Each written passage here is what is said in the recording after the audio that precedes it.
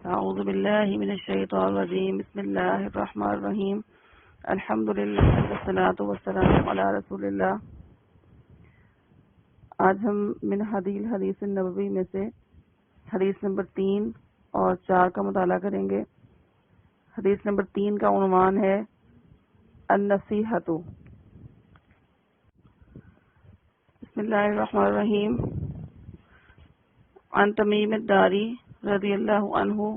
عن النبی صلی اللہ علیہ وسلم قال الدین النصیحۃ ثلاثہ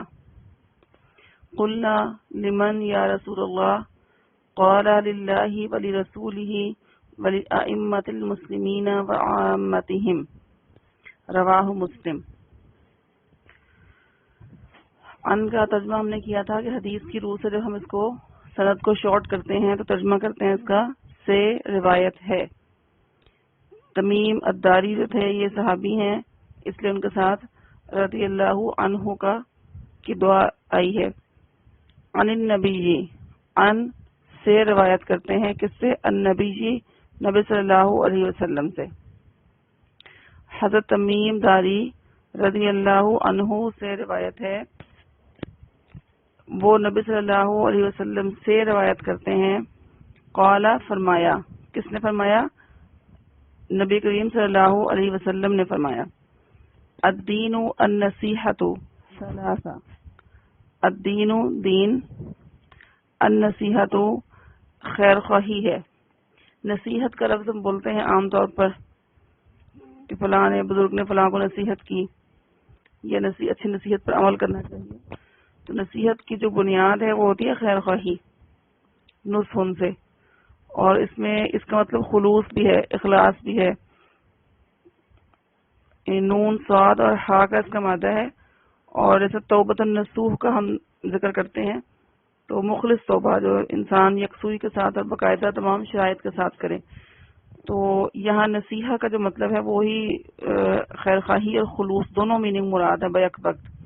کیونکہ آگے جب ہم اس کو ڈسکس کریں گے کہ کس کس کے ساتھ نصیحت ہے تو وہاں پہ دونوں معنی آپ کے ذہن میں ہونے چاہیے کہ النصیحہ کا مطلب خیر خواہی بھی ہے اور النصیحہ کا مطلب مخلص ہونا بھی ہے، اخلاص کے ساتھ کوئی کام انجام دینا بھی ہے۔ اور دوسری چیز اس میں یہ نوٹس آپ ذرا کریں کہ الدینوں کے ساتھ جو نصیحہ ہے وہ الف لام کے ساتھ آیا ہے، اور اس معاملے کو، گرامر کے اس قاعدے کو ہم نے کافی تفصیل سے ڈسکس کیا تھا۔ پیچھے ہم نے پڑھا سورۃ اخلاص کے اندر، جہاں پر اللہ الصمد کی ہمیں تشریح کی تھی کہ جیسے اللہ احد ہے، یہ جملہ اسمی ہے سادہ کہ اللہ اکیلا ہے، اور کہا گیا اللہ الصمد تو الف لام کے ساتھ آیا تھا۔ ڈسکس ہم وہاں کر چکے ہیں کہ وہاں پر الف لام کے بغیر نہیں ہے، اللہ الصمد نہیں تھا۔ اگر اللہ الصمد ہوتا تو ہم ترجمہ کرتے اللہ بے نیاز ہے، تو وہاں ہمیں ترجمہ کیا تھا الف لام کی وجہ سے کہ اللہ ہی بے نیاز ہے۔ تو یہاں بھی بالکل وہی اسلوب ہے کہ اللہ الدین النصیحۃ، دین خیر خواہی ہی ہے، دین خیر خواہی ہی کا نام ہے، یہ سراسر خیر خواہی ہے۔ اس کو یوں بھی کہہ سکتے ہیں کہ دین سراسر خیر خواہی ہے۔ کتنی بار فرمایا آپ نے؟ ثلاثہ، 3 مرتبہ، 3 مرتبہ آپ نے فرمایا، گویا کہ آپ نے ایسے فرمایا الدین النصیحۃ، الدین النصیحۃ، الدین النصیحۃ، 3 بار فرمایا۔ تو قلنا، صحابہ کہتے ہیں کہ ہم نے کہا، حضرت تمیم داری نے فرمایا جو صحابی ہیں کہ قلنا، ہم نے کہا، یعنی صحابہ نے کہا، لیمن، لیے، من کس کے، لیمن کس کے لیے، یا رسول اللہ، اے اللہ کے رسول صلی اللہ علیہ وسلم، کس کے لیے خیر خواہی؟ قال، نبی کریم صلی اللہ علیہ وسلم نے فرمایا، للہ، لیے، اللہ اللہ کے، للہ اللہ کے لیے، ولی رسول ہی اور اس کے رسول کے لیے، ولی ائمۃ المسلمین، و اور لیے، ائمہ کا جو لفظ ہے یہ امام کی جمع ہے، جیسے ہم ائمہ اربعہ بولتے ہیں چاروں فقہا کے لیے، جو فقی امام ہیں، امام ابو حنیفہ، امام احمد بن حنبل، امام مالک، امام شافعی، ان کے لیے ہم ائمہ اربعہ 4 اماموں کا لفظ بولتے ہیں، تو اگر آپ ذہن میں رکھیں تو وہی لفظ ہے، امام کی جمع ہے ائمہ، اور اماموں کے لیے المسلمین مسلمانوں کے، ولی ائمۃ المسلمین اور مسلمانوں کے اماموں کے لیے، وعامتہم وعامہ اور عوام الناس عام لوگ، عوام، ہم ان کے، ہم کی ضمیر المسلمین کی طرف ہے، ولی ائمۃ المسلمین اور مسلمانوں کے اماموں کے لیے، وعامتہم اور ان کے عوام کے لیے۔ تو بامحرد المس کو دیکھتے ہیں ہم کہ عن تمیم الداری رضی اللہ عنہ عن النبی صلی اللہ علیہ وسلم قال، حضرت تمیم داری رضی اللہ عنہ سے روایت ہے، وہ نبی صلی اللہ علیہ وسلم سے روایت کرتے ہیں کہ آپ نے فرمایا، الدین النصیحۃ، دین سراسر خیر خواہی ہے، 3 بار فرمایا۔ قلنا لمن یا رسول اللہ، تو ہم نے کہا کہ اے اللہ کے رسول صلی اللہ علیہ وسلم، کس کے لیے؟ قال للہ ولرسولہ ولأئمۃ المسلمین وعامتہم، تو آپ نے فرمایا اللہ کے لیے اور اس کے رسول کے لیے اور مسلمانوں کے اماموں کے لیے اور ان کے عوام کے لیے۔ رواہ مسلم، روایت کیا ہے ہو اس حدیث کو مسلم نے، اس حدیث کو مسلم نے روایت کیا ہے۔ تو اس میں ایک چیز ہم ڈسکس کر چکے ہیں لغوی میننگ کے اندر کہ اس کے 2 معنی ہم یہاں پر لیں گے نصیحہ کے، دونوں ہی لغوی اعتبار سے درست ہیں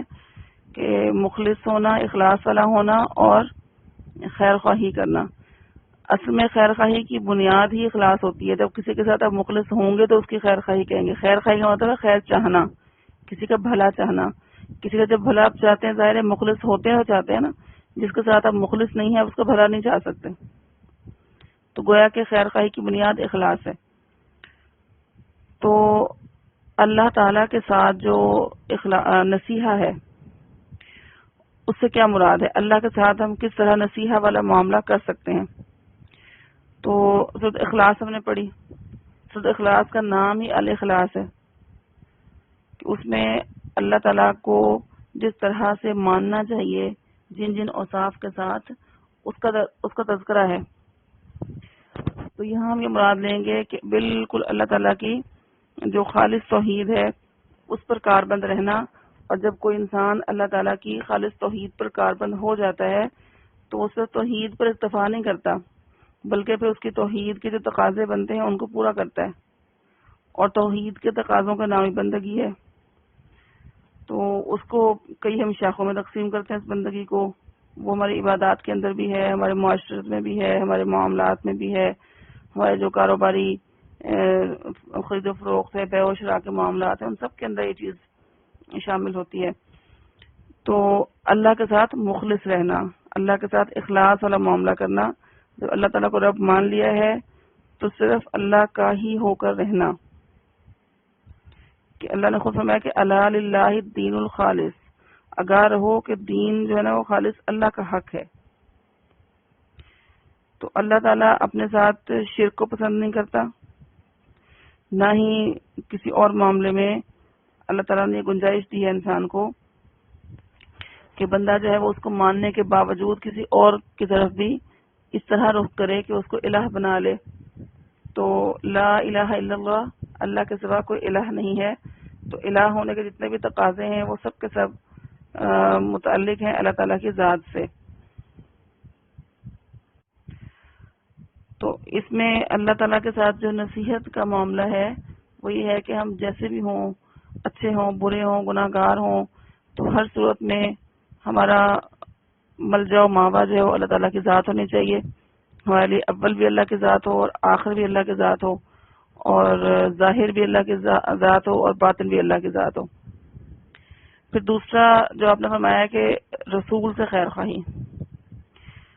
تو رسول کے ساتھ اخلاص کیا ہے کہ رسول صلی اللہ علیہ وسلم نے جو پیغام ہمیں دیا اس پیغام کو پورے مثبت طریقے سے پازیٹیولی لے کر اس کے بارے میں جو شکوک و شبہات پیدا کیے جاتے ہیں اس کے ساتھ ان کے ساتھ اٹیچ ہوئے بغیر اور نبی کی نبوت کی تصدیق کی جائے، اور جو بھی لوگ نبی کریم صلی اللہ علیہ وسلم کے مشن، ان کی دعوت کے خلاف پروپیگنڈا کرتے ہیں، یا نبی کریم صلی اللہ علیہ وسلم کی ذات کے معاملے میں گستاخیاں کرتے ہیں، تو ان سب کا توڑ کیا جائے۔ اس حوالے سے جو بھی کوشش کر سکتے ہیں وہ کریں۔ اور اصل چیز جو نبی کے ساتھ اخلاص ہے وہ یہ ہے کہ جو کام نبی کریم صلی اللہ علیہ وسلم کو سونپا گیا تھا، اب چونکہ آپ کے بعد آپ کی امت کو فرض ٹرانسفر کیا گیا، تو جو شخص اس امت کا اس مشن کو لے کر چلے گا تو نبی کے ساتھ پورے نصیحت کا ثبوت دے گا۔ مسلمان ائمہ کے لیے جو خیر خواہی ہے، ائمہ سے مراد صرف مذہبی امام نہیں ہوتے، ائمہ سے مراد ہر قسم کے امیر ہیں جن کو لوگوں کے اوپر حاکم بنایا گیا ہو، خلیفہ بنایا گیا ہو، امام بنایا گیا ہو، خواہ کسی فیلڈ کے اندر ہو، جو سربراہ ہوتا ہے، یعنی گویا سربراہ کو کہتے ہیں امام۔ تو ایک کالج ہے، اس کا پرنسپل ہے، وہ اس کا سربراہ ہے، ایک اسکول کی ہیڈ مسٹریس ہے، وہ اس کے سربراہ ہے، ایک علاقے کا جو چیئرمین ہے وہ اس کا سربراہ ہے، ایک ملک کا جو حکمران ہے، صوبے کا وزیر اعلیٰ ہے، ملک کا وزیر اعظم ہے، صدر ہے، یہ سب حکمران ہیں، امام ہیں۔ تو ان اماموں کے ساتھ جو خیر خواہی ہے، نصیحت کا معاملہ ہے، وہ کس طرح انجام دیا جائے گا؟ کہ نمبر ایک چیز تو یہ کہ جہاں پر شریعت کی کوئی حدود کا معاملہ نہ ہو وہاں پر ان کی تمام بات کو مانا جائے گا، اطاعت کی جائے گی، اگرچہ وہ ظلم بھی کرے لوگوں کے اوپر۔ اگر حکمران کبھی لوگوں کا مال بھی چھین لیں، ان کے مال کو غصب کر لیں، ناجائز ان کا ٹیکس لگا دیں ان کے اوپر، تب بھی ان اماموں کی اطاعت کرنا اسلام نے لازم قرار دیا ہے، کیونکہ ڈسپلن بہت اہم چیز ہے، جو کسی امت کا شرازہ ہے، نظم ہے، وہ بہت اہم چیز ہے۔ تو اسی لیے اللہ تعالیٰ نے خود فرمایا کہ یا ایھا الذین آمنوا اطیعوا اللہ و اطیعوا الرسول و اولی الامر منکم، اے ایمان والو اللہ کی اطاعت کرو اور رسول کی اطاعت کرو،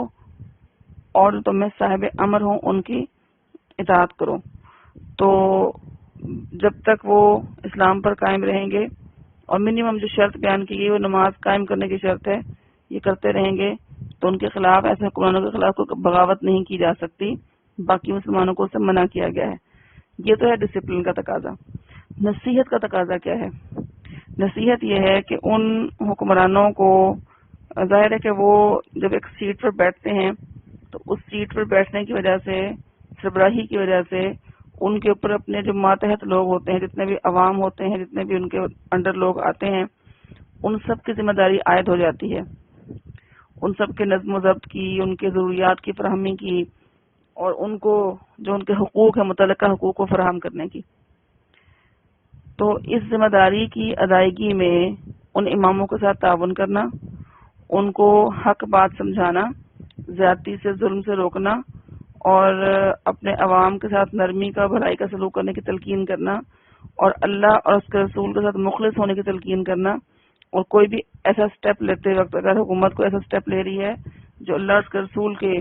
احکامات کے خلاف ہے، تو ان حکمرانوں کو تنبیہ کرنا اور ان کو اس بارے میں صحیح رہنمائی فراہم کرنا، یہ سب تقاضے ہیں اس نصیحت کے، کہ ان حکمرانوں، ان اماموں کے ساتھ خیر خواہی کا معاملہ کیا جائے، کہ وہ اگر آج یہاں پر دنیا کے اندر غلط سٹیپس لیں گے، ظلم و زیادتی روا رکھیں گے، تو آخرت میں چونکہ ان کو پکڑ ہوگی اس بات پر، تو ان کی نصیحت، ان کی خیر خواہی یہ ہے کہ ان کو ایسی راہ پر ڈالا جائے،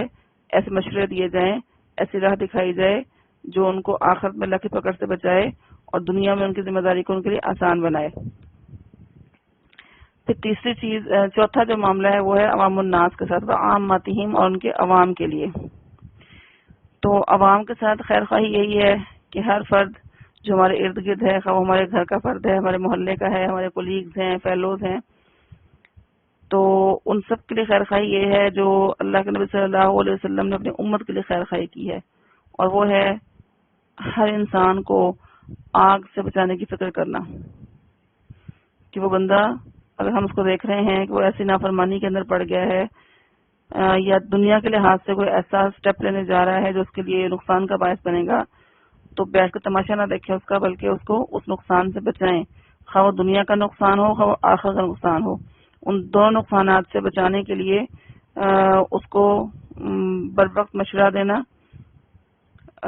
اور اگر دین کے لحاظ سے دیکھا جائے تو دین کے لحاظ سے تو یہ فرض کر دیا گیا ہے کہ ہمارے سامنے اگر کوئی شخص برائی کر رہا ہے اور ہمیں پتہ ہے کہ اس برائی کا انجام جو ہے وہ دوزخ ہوگا، تو اس کو اس آگ سے بچانے کے لیے،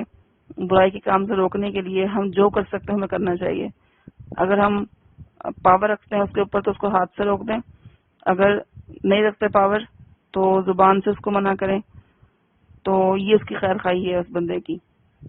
کہ اس کو برائی سے روکا جائے. اور دنیا کے لحاظ سے بھی کوئی شخص اگر ایسی فیلڈ اختیار کر رہا ہے یا ایسی چیز خرید رہا ہے جو اس کو نقصان کا باعث بن جائے گی تو اس میں بھی اس کو بہترین مشورہ دیا جائے تاکہ اس نقصان سے بچ جائے. تو نبی اکرم صلی اللہ علیہ وسلم جب بیعت لیتے تھے اپنے صحابہ سے، جب مسلمان وہ ہو کر آتے تھے تو اس میں یہ بیعت کا حصہ تھا یہ شق کہ وہ ہر مسلمان سے خیر خواہی والا معاملہ کرے گا. اور ہم دیکھتے ہیں کہ تمام صحابہ کرام نے آپس کے معاملات کے اندر ہمیشہ اس اصول کو سامنے رکھا ہے. اس میں جیسے ہمارے ہاں ہوتا ہے نا کہ میں کیوں کہوں، میں کیوں برا بنوں. جب نصیحت کرنے والا عام طور پر یہ ہوتا ہے کہ اس کو لوگ پھر کسی لحاظ سے اچھا نہیں سمجھتے. تو لیکن جس شخص کو عقل آ جائے گی نا جب، تو پھر وہ نصیحت کرنے والے کا شکریہ ادا کرے گا. شکریہ ادا نہ بھی کرے تب بھی ہمارا جو کام ہے وہ یہی ہے اس حدیث کی روح سے کہ ہم ہر کسی کے لیے سراپا خیر خواہی ہوں، ہم سے کسی کو شر پہنچنے کا اندیشہ نہ ہو، ہم سے ہر کوئی خیر کی توقع کرے. تو اللہ کرے کہ ہم دین کو اسی لحاظ سے اپنے اوپر نافذ کریں کہ ہم ہر کسی کے لیے، اللہ کے لیے، اس کے رسول کے لیے، مسلمانوں کے اماموں کے لیے اور عامت الناس کے لیے سراپا خیر خواہی بن جائیں. اگلی حدیث ہے مسئولیت المسلم، حدیث نمبر 4، مسلمان کی ذمہ داری. بسم اللہ الرحمن الرحیم. عن ابی ہریرہ رضی اللہ عنہ، حضرت ابو ہریرہ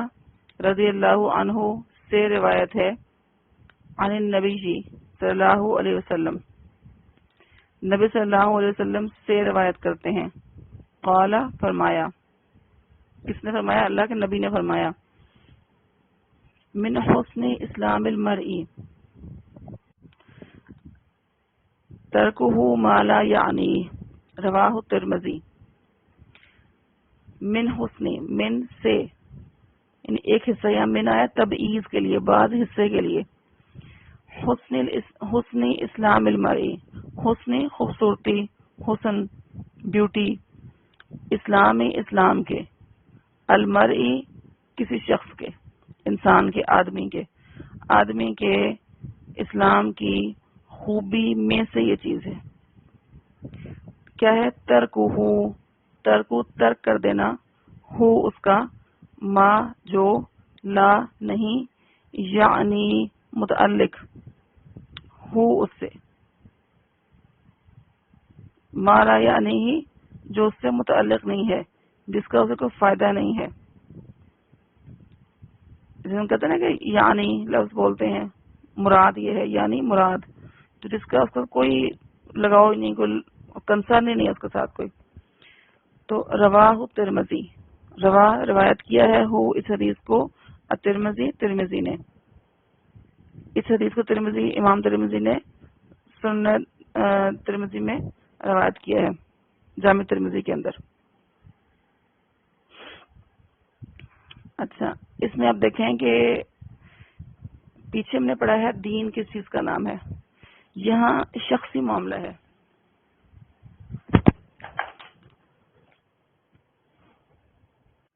سابقہ حدیث میں ہم نے پڑھا کہ وہ پورا اجتماعی منظر پیش ہو رہا تھا اس کے اندر کہ اللہ کے ساتھ تعلق، رسول کے ساتھ تعلق، اماموں کے ساتھ تعلق، عوام کے ساتھ تعلق. یہاں یہ پرسنل میٹر ہے ایک شخص کا کہ اس پرسنل معاملے میں جبکہ وہ اسلام کے اندر داخل ہے تو اس کا اسلام کس طرح اچھا اسلام بن سکتا ہے، خوبصورت اسلام بن سکتا ہے. کہ اصل میں کچھ لوگ اسلام کو اس طرح سے لیتے ہیں کہ وہ اسلام سے متنفر کرنے کا باعث بن جاتے ہیں. تو ایسا اسلام جس انسان کے اپنے لیے بھی بیوٹی کا باعث ہو اور دیکھنے والوں کے لیے بھی اسلام کی اچھی تصویر سامنے جائے، تو کون سا اسلام ہے؟ وہ یہ ہے کہ ترکہ ما لا یعنی، کہ اس کا چھوڑ دینا ہر اس چیز کو جو بے فائدہ ہو۔ پیچھے ہم نے سورۃ تھرڈ ایئر کے اندر پڑھا تھا ہم نے، جو عبادات والا پورشن تھا قرآنی آیات میں سے، کس میں جو اہل ایمان کی صفات بیان کی گئی ہیں، ان میں سے اللہ تعالیٰ نے بیان فرمایا کہ قد افلح المؤمنون الذین هم فی صلاتهم خاشعون والذین هم عن اللغو معرضون، یقیناً اہل ایمان فلاح پا گئے جو اپنی نمازوں میں خشوع و خضوع اختیار کرتے ہیں، اور والذین هم عن اللغو معرضون، اور جو لغو کاموں سے اعراض کرتے ہیں، دور رہتے ہیں، پرے رہتے ہیں اس سے۔ تو یہ وہی چیز ہے جو لغو چیز ہے، وہی ما لا یعنی ہے۔ تو جب ایک مومن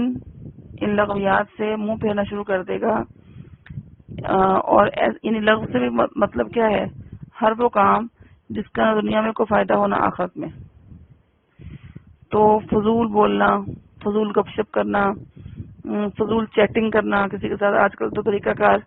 یہ چلتا ہے نا لوگوں کا چیٹنگ کرنے کا آپس میں سوشل میڈیا کے تھرو، تو ایسے کام کرنا، ایسے مشغلے اپنانا جو کسی نہ اس میں دنیا کا فائدہ ہو نہ آخرت کا فائدہ ہو، اور عام طور پر اس میں جو چیز زیادہ لوگ انوالو ہوتے ہیں وہ یہی ہوتا ہے کہ انسان گپ شپ کے اندر اور گھنٹوں لمبی لمبی کالز کے اندر ٹائم گزار دیتا ہے۔ تو اصل چیز جو اس حدیث کے پیچھے چیز ہے وہ ہے کہ ایک اصل بندہ جو اپنے وقت کی اہمیت کو سمجھ چکا ہو۔ سورۃ العصر ہم نے پڑھی تھی اور اس میں وقت کی اہمیت کو دیکھا تھا کہ ہمارے پاس سرمایہ جو ہے نا وہ صرف وقت ہے، جو امیر اور غریب سب کے پاس برابر ہے، ایک دن میں 24 گھنٹے ہی ہوتے ہیں۔ تو اب ظاہر ہے کہ جب ایک شخص کے پاس اتنا لمیٹڈ ٹائم ہے اور اس میں اس نے اپنی ان تمام فرائض کو، ذمہ داریوں کو ادا کرنا ہے جو اس پہ اللہ تعالیٰ نے عائد کی ہیں، تو اگر وہ اس میں سے کچھ کام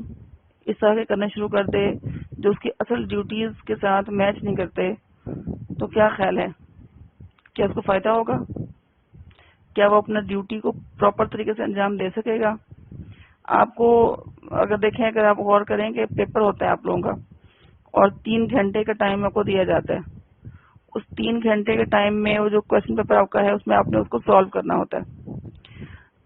اب اگر کوئی بچہ پیپر حل کرنے بیٹھے اور پیپر حل کرتے ہوئے، ظاہر ہے ایگزامینیشن ہال کے اندر بہت سارے لوگ آ رہے ہوتے ہیں، جا رہے ہوتے ہیں، جو عملہ ہوتا ہے اپنی ڈیوٹیز انجام دے رہا ہوتا ہے، بعض اوقات وہ لوگ آپس میں بات بھی ڈسکس کر رہے ہوتے ہیں۔ تو اس سارے معاملے میں اگر وہ پیپر حل کرنے والا اسٹوڈنٹ جو ہے وہ اپنے پیپر کو حل کرنے کی بجائے وہ ہر کسی کو دیکھنا شروع کر دے، وہ کیا کر رہا ہے، وہ کس سے بات کر رہا ہے، کون آیا ہے، کون گیا ہے، اور اس ایگزامینیشن ہال کے اندر کس کس قسم کے چارٹس لگے ہوئے ہیں، کتنے دروازے ہیں، کتنے لوگ بیٹھے ہیں، کون کہاں بیٹھا ہے، فلاں دوست کہاں بیٹھی ہے۔ اب یہ سارے کام ظاہر انسان کے کان ہیں، اس کی آنکھیں ہیں،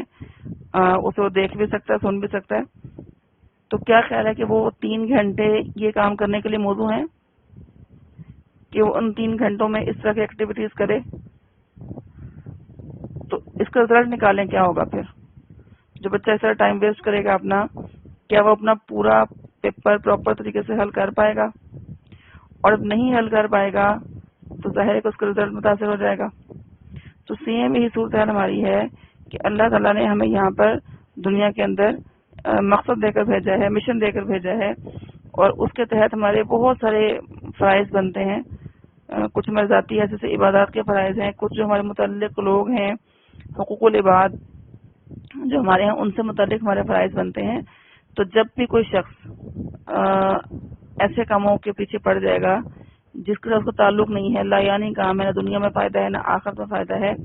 تو ظاہر ہے کہ وہ اس کا ٹائم وہاں پر خرچ ہوگا، اس کی صلاحیت بھی خرچ ہوگی، اس کا اسٹیمنا بھی وہاں پر خرچ ہوگا۔ تو اس کے بعد وہ بندہ اپنے اصل فرائض سے دور ہو جائے گا، اور اس کا نقصان کیا نکلے گا کہ جو کام اس نے کرنا تھا، درجات حاصل کرنے تھے، جنت کے اندر جو درجات ہیں وہ 100 درجے ہیں، اور جس طرح ہمارے یہاں نمبر ہوتا ہے، ہر پیپر کے 100 نمبر ہوتے ہیں، تو دیکھ لیں کہ کوئی بچہ جو بہت اچھا کرتا ہے وہ 93 94 نمبر بھی لے جاتا ہے، کچھ بچے فیل بھی ہو جاتے ہیں، کچھ ایوریج رہتے ہیں 60 70 تک. تو اب یہ دیکھیں کہ یہ کس طرح بیس کرتا ہے، جتنا کچھ اس نے دھیان سے اپنے کام کو انجام دے گا وہ اتنے نمبر حاصل کر لے گا. تو جنت کے درجات بھی اگر اعلیٰ درجات چاہتے ہیں تو اس کے لیے بھی ان سارے ایسے کاموں کو اپنی زندگی سے نکالنا پڑے گا جس کے ساتھ ہمارا کوئی کنسرن ہی نہیں ہے، ہمارا کوئی تعلق ہی نہیں ہے. تو ہر چیز کی انویسٹیگیشن کرنا، ہر چیز کے پیچھے پڑ جانا، اس سے ہمارا وقت ضائع ہوتا ہے، اور جو زندگی ہم گزار رہے ہیں یہاں پر دنیا کے اندر، اس میں انسان اپنے مقصد کو بھول جاتا ہے. اس لیے آپ دیکھ لیں کہ اکثر لوگوں سے اگر آپ بات کریں، اکثر اچھے خاصے ایجڈ لوگ بھی ہوتے ہیں، ان سے یہ بات کریں تو انہوں نے کبھی یہی غور نہیں کیا ہوتا کہ ہم دنیا میں کیا کرنے آئے ہیں. یعنی کہ جس چیز کے ساتھ ہمارا ڈائریکٹ کنسرن ہے کہ دنیا میں ہمیں کیوں بھیجا گیا ہے، اس پر غور نہیں کرتے. اور اس کے بجائے دیکھیں، اس کا مطلب یہ نہیں ہے کہ آپ کو تفریح سے منع کیا جا رہا ہے، یہ بات بھی یاد رکھیں. ایک پہلو سننے والے یہ بھی سمجھ سکتے ہیں کہ اسلام شاید بیان کرتا ہے ہر قسم کی تفریح پر. اپنے نارمل لائف کے اندر، روٹین کے اندر، اس میں سیر بھی ہے، آپ سیر کے لیے جائیں، آپ واک کریں، آپ لوگوں سے ملیں جلیں. ان کو دیکھیں، اس ملنے جلنے کے اندر بھی، اس سیر کے اندر بھی، اس تمام جو فرائض ہیں ہمارے بحیثیت مسلمان، اس کو ہم اگنور نہیں کر سکتے. ہم یہ نہیں کر سکتے کہ کسی ایک کام کے پیچھے پڑ کے باقی فرائض کو اگنور کر دیں. بیلنسڈ لائف ہوگی ایک مسلمان کی. اس بیلنسڈ لائف کے اندر اگر وہ تفریح کے لیے کوئی کام کرنا چاہتا ہے، کوئی کھیل کھیلنا چاہتا ہے، تو اگر تو وہ کھیل اسلام نے منع نہیں کیا ہے تو وہ کھیل بھی کھیل سکتا ہے. ٹھیک ہے، اگر اس کھیل کے اندر ٹائمنگ ایسی آ جاتی ہے جس میں اس کے اور فرائض متاثر ہو رہے ہیں تو پھر وہ جائز والا کھیل بھی نہیں اس کو کھیلنا چاہیے. فرض کریں ایسی کوئی گیم ہے کہ آپ کی نماز کو ڈسٹرب کر دیتی ہے، آپ کی نماز میں قضا ہو جاتی ہے، تو اس میں نمازوں کی محافظت بھی یقینی بنانا چاہیے. ٹھیک ہے، اس چیز کو ذہن میں رکھیں کہ جو دنیا کا عیش ہے، اس کی عشرت ہے، یہ جو سارے انسان سہولیات چاہتا ہے، اس کو اسلام نے منع نہیں کیا، اس کو لمیٹڈ کیا ہے. ٹھیک ہے، کیونکہ جب ہم اس کو لمیٹڈ نہیں کرتے تو پھر نفس چاہتا ہے کہ اور کریں، اور ہم اس میں تفریح کریں، اور انجوائے کریں، پھر ایڈونچر کریں. تو سوچنا یہ چاہیے کہ اس سارے ایڈونچر کا حاصل کیا ہے. اگر تو ہم واک کرتے ہیں، کوئی مہارت سیکھتے ہیں، کوئی ہنر مندی سیکھتے ہیں، کوئی نشانہ بازی ہے، تیراکی ہے، گھوڑ سواری ہے، اس طرح کی چیزیں سیکھتے ہیں، یا کوئی اور فن سیکھتے ہیں، تو اس میں اپنے انجوائمنٹ بھی ساتھ پیدا کر لیں، تو وہ تو بامقصد چیز ہے اور اس کی ترغیب دلائی ہے اسلام نے خود. لیکن ایسے لو کام جسے فوش فن ہو اور انسان جو ہے وہ اللہ تعالیٰ سے دور ہو جائے، تو اس میں سے سوچنا چاہیے انسان کو کہ میرا اسلام کی طرف ہے. کیا اسلام کی نمائندگی اس طرح ہو سکتی ہے اس طرح ہم کر رہے ہیں؟ ہمارے کتنے ہی ایسے کام ہو سکتے ہیں کہ جو اگر ہم نہ کریں تو شاید ہمیں کوئی اس کا نیگیٹو فرق نہیں پڑے گا. ایسے ہی ہے نا، بہت سارے کام لا یعنی فضول کام ہم ایسے کر رہے ہوتے ہیں، اس کا کوئی مقصد نہیں ہوتا. جب ہم اس کو چھوڑیں گے تمہارا ٹائم بچے گا، جو ٹائم بچا لیں گے تو اس ٹائم کو ہم کسی اچھے پازیٹیو بامقصد کام کے اندر صرف کر سکیں گے. تو اسلام تو سب کا ہی ہے، ہم سب مسلمان ہیں، لیکن اچھا اسلام کس کا ہے، خوبصورت اسلام کس کا ہے؟ کپڑے سب نے پہنے ہوتے ہیں، لباس سب پہنتے ہیں، تو لباس میں انسان چاہتا ہے کہ اس کی خوبصورتی بھی ہو. تو ایسے اسلام تو سب کا ہی ہے، لیکن اس اسلام کی خوبصورتی بھی ہمیں چاہنی چاہیے کہ ہمارا اسلام اگر کوئی غیر مسلم دیکھے تو اس سے وہ امپریس ہو، ڈسپلن ہو زندگی کے اندر، ترجیحات ہوں اور مقصدیت ہو، کہ کوئی ایسا فضول کام کر کے نہ اپنے کو شرمندہ کریں نہ اسلام کو شرمندہ کریں. اور اصل چیز جو بیس ہے وہ وقت ہے، کہ وقت کو بچائیں اور جو اصل مقصد اس کو فوکس کریں. تو اللہ کرے کہ اللہ ہم سب کو جو ہے اسلام کو حسن عطا فرمائے، اور جو ہم سے لا یعنی کام ہے ان سے ہمیں دور رہنے کی توفیق نصیب فرمائے. اور آخر میں ہم اللہ کے نبی صلی اللہ علیہ وسلم پر درود بھیجیں گے کہ آپ نے ہمیں اتنی جو جامع چیزیں سکھائی ہیں انتہائی کم الفاظ کے اندر، کہ جن کو اختیار کر کے ہم بہت کامیابیاں سے بھیج سکتے ہیں. تو اللہ ہم پر اپنی رحمت نازل فرمائے. اللہم صلی علی محمد وعلی آل محمد کما صلیت علی ابراہیم وعلی آل ابراہیم انک حمید مجید. اللہم بارک علی محمد وعلی آل محمد کما بارکت علی ابراہیم وعلی آل ابراہیم انک حمید مجید. السلام علیکم ورحمۃ اللہ وبرکاتہ.